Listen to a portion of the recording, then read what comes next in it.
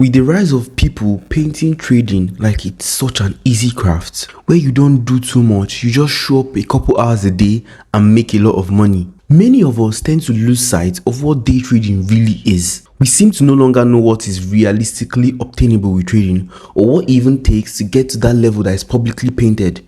In this video, I'll be cutting through all the fluff and share with you the raw reality of trading. I've been trading for close on 3 years now, and the greater part of a year plus have been profitable. And despite being profitable for that long, I still haven't made up to $1 million in total. Speaking on the raw reality of trading, my goal with this video is to enlighten you on 2 key things that would give you that mindset shift to know if trading is something you should continue with or if you just need to find something else to do with your life. The first thing I'll talk about is that you may never get rich trading. And the second being that trading is gambling. I know how you feel. That itch and discomfort, thoughts running through your head.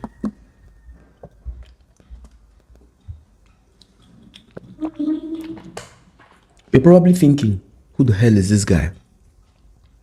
He's so wrong. Oh, how can he say that trading is gambling? Now you're gonna get answers to those rhetorical questions in your mind. You just have to hear what I've got to say. Besides, if you click off, you're still gonna continue losing money. Why did I say you may never get rich trading?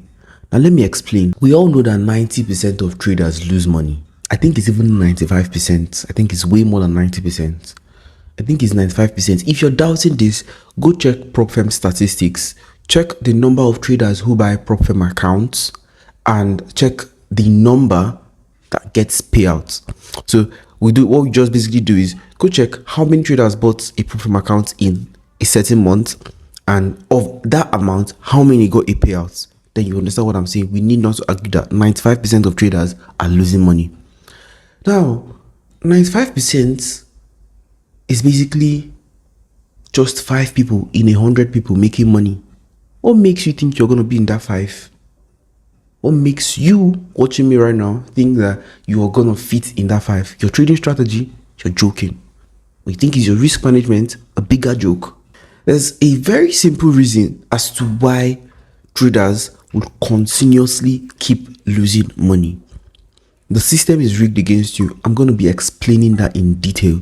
But the reason you think you are going to be in that 5% is because you feel you have a strategy and XYZ and all of those shit your mentors told you. Well, that is a lie. Now, already I've established that fact and I'll go into more detail of it. But I want you to have at the back of your mind that you may never get rich because majority of traders lose. If majority of people are coming into the forex industry, I think I came in 2021 or 2022. And when I came in, the inflow wasn't this heavy. Now, every day you're having pump and loads of traders coming into trading, thinking they're going to get so rich. And it's just making the statistic even better. So you got into trading because someone told you about trading or you found out about it on the internet. And you believed you're going to make money. Every other person who's trading believed they're going to make money. So what makes you think you are the one who's going to make $1 million? What makes you think you are the one who's going to get that profit payout? You're probably being delusional. Yeah, I may sound harsh, but I needed to make sure you guys are exposed to the industry you're in and you know what you're up against. Because if you don't, you're just going to keep blowing money. Someone reached out to me a couple days ago and said they have lost $124,000 in the last 365 days.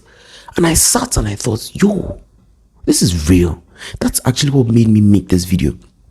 This is real, and this is happening to a lot of you out there where everybody is sitting back and getting motivated by the mentors telling you that, oh, they made crazy money and you too can make money. Fuck that crap. Fuck that shit. I'm going to put it to you that you may never make money trading. So when I'm done with this video, you can decide to quit trading or do something else with your life, or you may decide to make trading work for you. It's all on you, but I just want to get you informed, and that's it. Now that'll take me to the second reality, that trading is gambling. This is going to piss you off, but let's explain. Traders don't like to be associated with gamblers because they feel like they are professionals and gamblers are just random people. Well, I'm sorry, that's what it is. In the game of gambling, on the industry of gambling, let's use the casino for instance, because gambling, there are many types of gambling. There's sports betting, there's many of them I can't even mention now. But then let's use a casino for instance. In a casino setting, there are two primary parties. There is the house, right, and the player. The house is the casino, the players are the gamblers. Now pay close attention. The gamblers, who are the players, have certain things they do that makes them think they will win, and one of which is having a strategy, and others including having to think that luck is on their side. And same thing with the house. The house have statistics and probability in their favor that would make them money forever. What am I trying to say? Now, when you, as a trader, let's cut out trading, let's focus on gamblers first. When the gamblers come, they probably have a way. So maybe someone may come up with a way, someone who has won will come up with a way that would make him say that this is how he plays his game that makes him money. And it now turns out to be it's a strategy to make money in gambling. And many other gamblers tend to incorporate this. And even the guy who's playing would lose multiple times and they'll just say, oh, losing is part of the game. The casinos have set out very few things, very simple things that would make them money forever. And what are these things? Now, the roulette wheel, people think, maybe gamblers will know this, that roulette wheel is actually not just in your favor, but it's more in the favor of the house. The roulette wheel is made in such a way that you, the gambler, would most likely have near misses. Right? Near misses. You'd have situations where, oh, you should have hit, but it didn't hit. It was so close, making you feel like, okay, luck is on my side. If I try again, this thing might hit, but it's never gonna hit. You're gonna keep losing money, right? And the casinos understand this. Secondly, the casinos have an edge that makes it impossible for them to lose money in the long run. Now, they are gonna lose money sometimes because they need to lose for the gamblers to be in the game. What does this mean? If the casinos win all the time, people are not going to gamble anymore because it looks like it's a zero chance for players to win. But the casinos have their edge built in a way that it allows them lose money so that the game goes on, right? So when they lose money, what happens? The gamblers make money.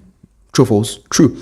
Now, when the gamblers make money, it gives not just that gambler who made money, but other gamblers around him an illusion that they can actually make money long term, or they can actually hit that jackpot one day. So it makes them come back and keep playing the game over and over again. Now, the house likes when this happens. The house is happy when the gamblers make money. Why? Because you know that this makes more gamblers come in. In fact, the more the house loses, the more inflow of gamblers, because it now looks like, oh, I don't know if you're in Nigeria, you know the rise of Sportybet and the fade of Bet Niger. When Sportybet came, youngins felt like Sportybet now is the one that is making boys cash out. Boys are making money. Like Bet Niger, them to scam. They're always shady. They're this, they're that. And what happened? It moved all of them to Sportybet. But now you're seeing people that are drinking. You're seeing people that are drinking sniper after losing in Sportybet or losing to Sportybet, right? Same thing that's happening here. When the house loses money, it gives you, the gambler, or you, the player, the mind that, oh, I can potentially make money one day. But then the house knows that they will make money long term. And there's something the house is doing that's keeping them in that position. Having this understanding, they don't change their edge. They don't tweak their rules after win streaks. What do I mean? They don't tweak their rules after win streaks of players or losing streaks of the house. They leave it that way because they know that this has proven to make them money long term, and those losses is what keeps them in the business. The reason why prop firms are meant to be in this casino position, but the reason why they are not successful is because of they tweak their rules when traders start making money. That's why you see prop firms are fading away. FTMO has been in the business because FTMO has never tweaked their rule for one day. But you see all the baby problems coming out made by our trading influencers. They're all tweaking routes because they're afraid. Oh, they're shaky. Oh, we may lose money. We may get out of operations. Traders will make a lot of money. And they start bringing in funny consistency rules, bringing in no news trading and all those funny other rules that would make you lose money. And but guess what? They don't know that the more you lose money consistently, the faster they're getting out of business. Now, let's not waste too much of our time. Let me turn the hands around and face our industry, traders. As a trader, you would have luck. You would have near wins to situations where price will run close to your TP and reverse to your stop loss. And you feel like, oh my God, I should have won the trade. Maybe next time, let me hit it again. Maybe I'll win again sometime. But you will never actually win. You'll actually end up in net red. You see where you play too many times, and this is something that the casinos do. You see those near misses I was talking about earlier? Those near misses are there to make you play more often. You see where you'd see guys who do sports betting. I don't know, other people outside Nigeria watching this video, you may not understand what I'm saying here, but just follow through. Nigerians will understand what I'm saying. When they say your tickets cut, oh man, you cut my tickets. It was one game cutting your tickets, right? Good. The same thing, that one game cutting your tickets will give you a feeling that if I can do this thing again, or if I could do this thing again, my tickets may enter. I mean, this game if you enter and I'll cash out, right? But you will never cash out. The next game, one ticket to cut again, or two games to cut your ticket, or one thing or two things, or very few things, very small things always cut. It's always not far. It's always very near. That thing is making you play over and over again. Same thing with trading. They are making you always play the game, always get into trades by giving you that illusion of profits. Oh, you can make money, you're in blues, and all of a sudden, NFP. Oh yeah, let me try another NFP. Let me try another trade. Let me take another. By doing this, you're in the market more times. And when you're in the market more times, you're more exposed to risk. And when you're more exposed to risk, most likely, you lose. That's why traders say less is more. A lot of traders just say less is more. They don't really understand why less is more. Why less is more is that when you're in the game fewer times, you're exposed to lesser risk, giving you a higher possibility of making money, right? And a lesser chance of blowing your capital. So when you're in the market fewer times, what ends up happening is you just come, execute your edge and go. If you lose, fine. You understand that you're losing because of it's necessary, not because of you're trying to make money. Now, let's make this very straight. This explanation has gone on for too long. Let me round it up. For you to be profitable and make money trading, you need to move away from the side of the player and move to the side of the house. For trading in our industry, the house, who are the house or who are those in the side of the house? We have the brokers in the side of the house. They make money from us through commissions. You have prop firms, you have banks, you have institutions and etc. But we can move to that side. It's very possible. Now, we may not have enough money to do that, but we'll use our intellect to achieve that. Now, let me explain. If you understand that you have an edge, you need just an edge, and that edge has been proven to work over the years. It's important to be proven to work over the years. All you need to do is stick to that edge. That's step one. Step two, you need to understand that you would lose to keep playing the game. You would lose to keep playing the game. You're not losing because losses are part of the game. No.